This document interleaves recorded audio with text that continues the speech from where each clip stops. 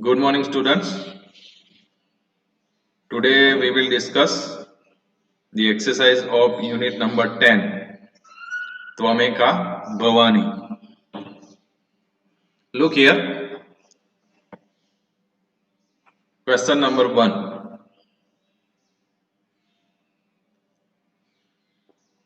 विकल्पेभ्यः समुचितम् उत्तरं चिनुत. वृत्ति ही शब्दस्य कः अर्थ? What is the meaning of this word वृत्ति? So the correct answer is जीवनचर्या. वृत्ति means जीवनचर्या. Question number 2. कुत्र प्रविष्टस्य भक्तस्य भवानी एका एव गतिः वर्तते? So answer is विपत्तो. विपत्तो प्रविष्टस्य भक्तस्य भवानी एका एव गतिः वर्तते. Number 3. भवानी इति डैश पदम अस्ति. So भवानी इति संबोधन पदम अस्ति. ये संबोधन किस लिए है? क्योंकि हम भवानी को संबोधन करते हैं. ओ भवानी, हे भवानी. गॉडेस भवानी को हमने संबोधन किया, इसीलिए वह संबोधन विभक्ति है. जो 8 नंबर की विभक्ति होती है वह संबोधन विभक्ति कही जाती है. नंबर 4. न जानामि डैश लयम वा कदाचित. सो आंसर इज पूजाम. लास्ट सेकंड श्लोक में है ये लाइन. न जानामि पूजाम लयम वा कदाचित. यहां पर है, लुक हियर, न जानामि ये रहा. न जानामि पूजाम न च न्यास योगम. तो न जानामि पूजाम, ये पूजाम वर्ड यहां पर है, इसलिए द करेक्ट आंसर इज पूजाम. Question number 5. गतिस्त्वम डैश भवानी. So answer is त्वमेका भवानी. You are only. So गतिस्त्वम त्वमेका भवानी. ये जो क्वेश्चन 2 है वो ग्रामर का है. ये सारे नाउन फॉर्म्स है, शब्द रूप. अभी तक हमने शब्द रूप डिस्कस नहीं किया, इसलिए इस क्वेश्चन को यहां पर हम डिस्कस नहीं करते हैं. जब शब्द रूप पढ़ाने के बाद मैं इसको डिस्कस करूंगा, तब आपको अच्छी तरह समझ में आएगा. फिर भी एक देखते हैं, पूजाम. तो पूजाम में ये कौन सी विभक्ति है, ऐसा पूछा गया है यहाँ पर. तो इसका मेन वर्ड क्या है? What is the main word of पूजाम? पूजा. यहाँ पर लिखना है हमें पूजा. तो पूजा बोलने के बाद लास्ट में क्या सुनाई देता है? आ. पूजा, आ. सो इट इज आ एंडिंग फेमिनाइन जेंडर. तो हमें कौन से टेबल याद करना पड़ेगा 9th स्टैंडर्ड का? साला. साला या बाला का जो भी टेबल है आपके 9th स्टैंडर्ड की टेक्स्ट बुक में, वो हमें यहाँ याद करना पड़ेगा, साला. तो साला में आ एंडिंग सालाम वर्ड होगा वहां पर. उसी तरह यहाँ पर है पूजाम. So it is a second case singular. It is second singular. उसी तरह ये सारे वर्ड भी हमें डिस्कस करने हैं. वृत्ति में ई सुनाई देता है, ई एंडिंग. जले तो मेन वर्ड है जल, यानी अ एंडिंग. अब जले है यानी in the water, in word आया इसलिए वह सप्तमी एक वचन है, जल अ एंडिंग. उसी तरह ये सारे वर्ड भी हम शब्द रूप पढ़ने के बाद ही अच्छी तरह समझ पाएंगे. आपको भी एक असाइनमेंट बनाना है जिसमें लेसन नंबर 1 से लेकर 20 तक जितने भी शब्द रूप है उसका एक लिस्ट बनाना है और बोर्ड की एग्जाम के लिए उसको ही पढ़ना है.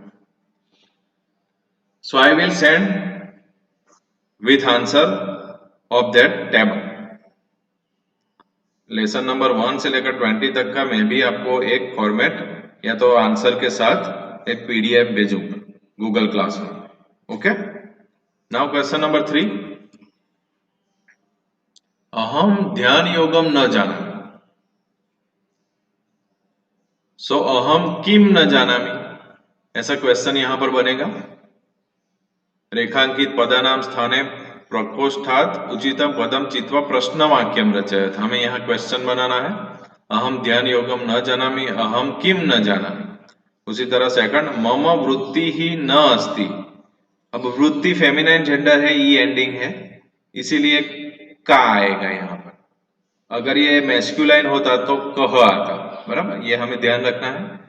तो मम वृत्ति ही न अस्ति, मम का न अस्ति is a question. मम का न अस्ति. नाउ नंबर 3, अरण्य सदा माम प्रपाही. जहां पर भी प्लेस की बात की हो, आपको प्लेस कहा जाए, कोई जगह की बात की हो, तब कुत्र, कुत्र मीन्स वेयर, और प्लेस है यहाँ पर, कहां पर, तो क्या अरण्य. सो अरण्य सदा माम प्रपाही. सो कुत्र सदा माम प्रपाही.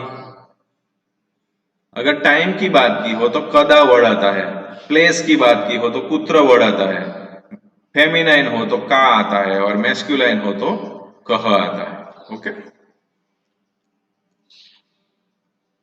उसी तरह ये समास भी है, उसका ये भी ग्रामर का पॉइंट है, आपको ग्रामर की नोटबुक में ही लिखना है. आप ग्लॉसरी में देखोगे तो ये सारे वर्ड के आंसर वहां पर मिलेंगे. एक देखते हैं, अनाथ अगर दिया है उधर ग्लॉसरी में,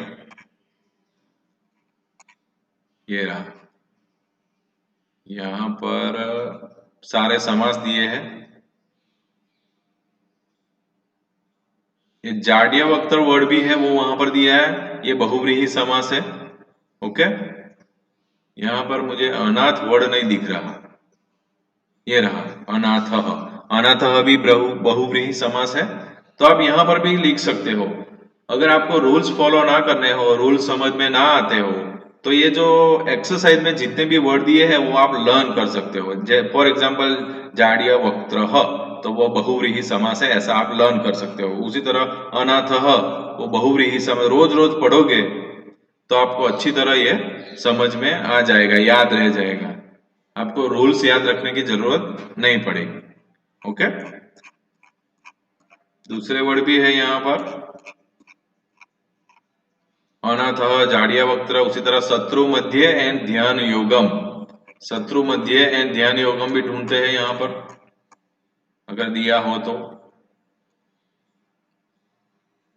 ध्यान योगम पहला ही वर्ड दिया है, इट इज अ षष्ठी तत्पुरुष.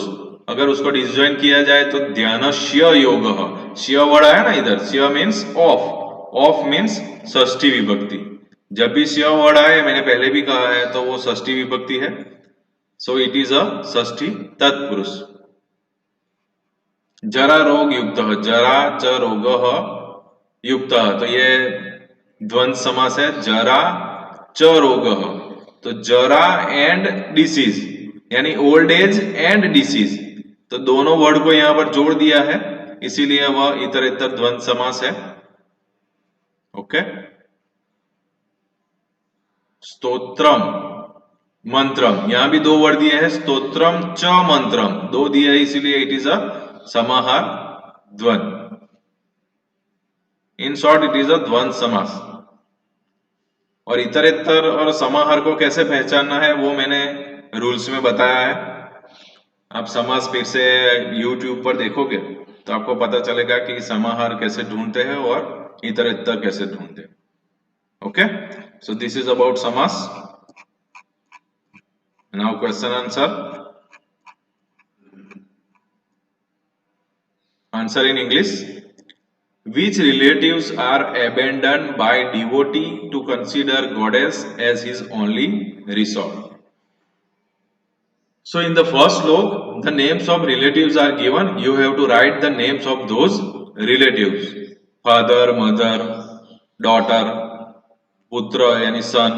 ये सारे relatives के नाम लिखकर आप लिखोगे abandoned by devotee to consider goddess as his only resort. Okay? उसी तरह है, which things does a devotee not know? Which things devotee not know? अब श्लोक की तरफ जाते हैं, वहां से पता चलेगा कि which things devotee don't. अहम न जानामि, जो भी लिखा हो यहाँ पर देखो, यहाँ पर सेकंड श्लोक में न जानामि, न जानामि. So what he don't know? He don't know about donation, about meditation, about tantra, mantra, about worship, how to worship, न्यास योगा. यहां पर भी है, तो you will write the answer of this two verses. ये पहला, दूसरा श्लोक और तीसरा श्लोक के वर्सेस का जो ट्रांसलेशन है वो उस क्वेश्चन नंबर 2 के आंसर में आप लिखोगे. You will right that. Okay. अभी नेक्स्ट क्वेश्चन क्या है.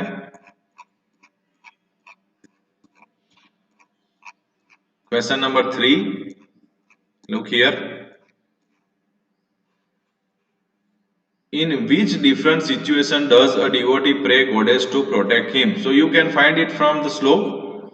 In which different situation? So अरण्य शरण्य सदा माम प्रपाही वाला जो श्लोक है उसका आंसर आपको यहां लिखना है. कहां पर उसको प्रोटेक्ट करने की बात की है? In the fire, among the enemies, okay, during travel, in the forest, in the fire. So वो श्लोक का आंसर आपको यहां पर लिखना है. Which adjective does a devotee use for himself in अनाथो दरिद्रो? सो इन अनाथो दरिद्रो he use many adjectives that I am very poor, I am orphan, full of disease. वो लास्ट श्लोक, अनाथो दरिद्रो वाला जो लास्ट श्लोक है,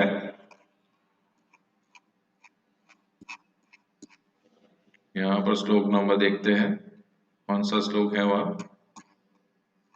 9th चैप्टर पे चले गए हम. ये रहा अनाथो दरिद्रो. So I am orphan. So orphan is adjective. दरिद्र पुअर, फिर डिसीज ओल्ड एज, महाक्षीण दीनः. दीनः means also poor, very weak, फिर इन डिफिकल्टी. ये सारे उसने जो एडजेक्टिव अपने बारे में जो बताए हैं, I am poor, I am orphan, is a adjective. Okay. अब लास्ट जो दिया है, last 2 shlokas you have to prepare, you have to learn by heart. Last 2 verses. It is given here after questions. Last 2 Vivade Visade and Anatho Daridro you have to learn. Okay. So as a homework, you will write all these question and answer in your Sanskrit notebook and grammar in grammar notebook. Okay. So thank you very much for listening this video.